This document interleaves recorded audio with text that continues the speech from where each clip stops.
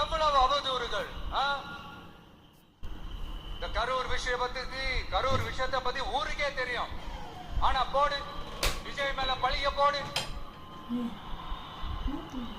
என்னடா இவ்வளவு பெரிய ஒரு பழிய தூக்கி விஜய் மேல போட்டாலும் மக்கள் விஜய் கூடவே நிக்கிறாங்க. இது என்னடா அதிசயமா இருக்குது அப்படின்ட்டு அது ட்ரை பண்ணி பார்த்தாங்க. அது மக்கள் கிட்ட எடுபடல. சரி, அடுத்து வேற என்ன பண்ணலாம்? முடக்கு. ஜனநாயகனா முடக்கு.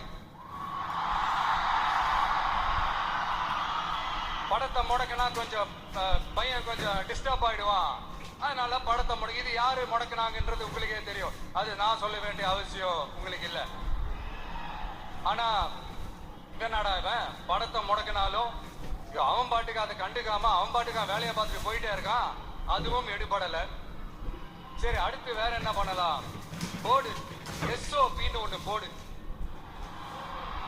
விஜய்க்கு மட்டும் தனியா ரூல்ஸ், தனியா ரெகுலேஷன்ஸ், தனியா கண்டிஷன்ஸ் அவனுக்கு மட்டும் போடு.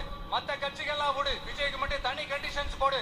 அவன் வெளியவே வரக்கூடாது, மக்களை சந்திக்கவே கூடாது. என்னாச்சு? அதுவும் எடுபடல. சரி, அடுத்து வேற என்ன பண்ணலாம்? நம்மளை சுத்தி இருக்கிறவங்களை வச்சு, அதாவது இத்தனை வருஷமா வெயிட் பண்ணி இப்போ எலெக்ஷனுக்கு 30 நாளைக்கு முன்னாடி கரெக்டா அந்த டைம் பார்த்து ஒரு அவதூறு பரப்ப வேண்டியது. அது என்னன்னு உங்களுக்கே தெரியும். அதுவும் மக்கள் கிட்ட எடுபடல. அது மாதிரி எத்தனை சோதனைகள், எத்தனை வேதனைகள் நீங்க கொடுத்தாலும் இந்த திமுக நாளையோ இல்ல இந்த பாஜக நாளையோ இல்ல இந்த மற்றும் பலர் நாளையோ இல்ல எந்த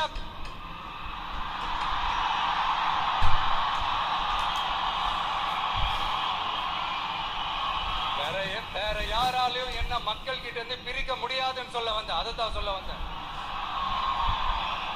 ஒவ்வொரு வீட்டுல இருக்கிற ஒவ்வொரு விஜயும் இருக்கிற வரைக்கும் என்ன மக்கள் கிட்ட இருந்து பிரிக்கவே முடியாது.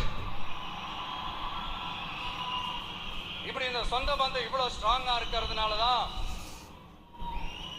நான் முன்னாடியே சொன்ன 234 தொகுதியிலும் இந்த விஜய் தான் வேட்பாளர் அப்படின்னு தான் அதை நான் செஞ்சிருக்கிறேன். ஏன்னா நம்மளுடைய வேட்பாளர்கள் யாரும் டாட்டாவோ பிர்லாவோ அம்பானியோ அதானியோ கிடையாது. நம்ம வீட்டுல இருக்கிற நம்ம குடும்பத்துல இருக்கிற ஒருத்தரை தான் நான் வேட்பாளரா செலக்ட் பண்ணிருக்கிறேன். அப்படி செலக்ட் பண்ணி தான் உங்ககிட்ட நான் ஒப்படைச்சிருக்கிறேன். அதனால அந்த வேட்பாளர் வேற, இந்த விஜய் வேற அப்படின்னு நினைச்சிடாதீங்க. இந்த விஜய் தான் வேட்பாளர், அந்த வேட்பாளர் தான் விஜய்.